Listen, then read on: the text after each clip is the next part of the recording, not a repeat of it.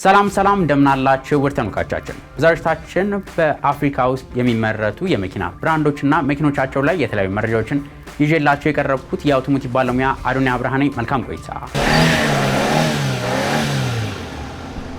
አፍሪካ በዘመናዊ ኢንዱስትሪ ላይ የሚደረገውን ትንቅንቅ በተለይ በመኪና ማምረት ስፍራ እጅግ እያደገ ይገኛል። ብዙ ሀገሮችም ራሳቸው መኪና ማምረት የጀመሩ ሲሆኑ አንዳንድ አምራቾችም ከአፍሪካ በተጨማሪ በሌሎች የዓለም አቀፍ ገበያ ላይም ለመግባት እየሞከሩ ይገኛሉ። ከነዚህ መካከል የመጀመሪያው ኢንቪሲዮን ቬሂክል ማኒፋክቸር ይባላል ወይም በምህጻረ ቃሉ IVM በመባል ይታወቃል።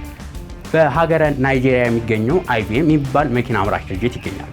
መኪና አምራች ድርጅቱም በፈረንጆቹ ከ2007 ዓ.ም ጀምሮ የተመሰረተ ሲሆን በዋነኝነት የሚያመርታቸው መኪኖችም SUV፣ ሲዳን እንዲሁም የህዝብ ባሶችና የስራ ተሽከርካሪዎች ተጠቃሽ ናቸው። የተወደዱለት ሞዴሎችም ኢንቪሲዮ G5፣ SUV ሞዴላቸው ኢንቪሲዮን G80 እና ኢንቪሲዮን ባሶች ተጠቃሽ ናቸው።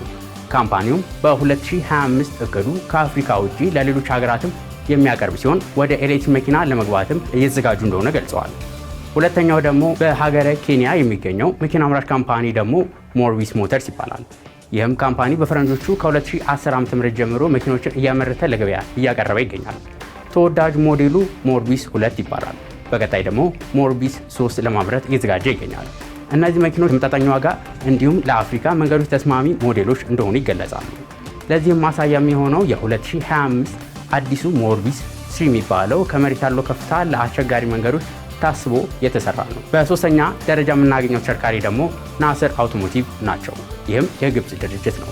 ከድሮ አስገራሚ ፒራሚዶቹ በተጨማሪ በዘመናዊ ቴክኖሎጂና ኢንቨስትመንት በከፍተኛ ሁኔታ እያደገች የምትገኘው ግብፅ በፈረንጆቹ ከ2021 ዓ.ም ጀምሮ ከቻይና መንግስት የመኪና አምራች ድርጅት ጋር በመተባበር ንስር E7 የተባለች በኤሌክትሪክ የምትሰራ ተሽከርካሪ አቅርበዋል። በመካከለኛና በዝቅተኛ ገቢ ያላቸው ግብፃውያን ሊገዙት የሚችሉት የኤሌክትሪክ መኪና እንደሆነችም ተነግሮላታል። ሌላኛው ተሽከርካሪ ደግሞ ባው ሳውዝ አፍሪካ ይባላል። ባው ሳውዝ አፍሪካ የመጀመሪያው የሳውዝ አፍሪካ ተሽከርካሪ እንደሆነ የሚገለጽለት ሲሆን በታክሲና ባሶች ስፍራ ላይ የሚታዩ መኪኖች ናቸው። ይህም ካምፓኒ ከቻይናው ቤጂንግ አውቶሞቲቭ ወርክስ ጋር አብሮ ይሰራል። ምርቶቹም ከትንንሽ የስራ መኪኖች ጀምሮ ሚኒባሶች፣ ታክሲዎች ተጠቃሽ ናቸው።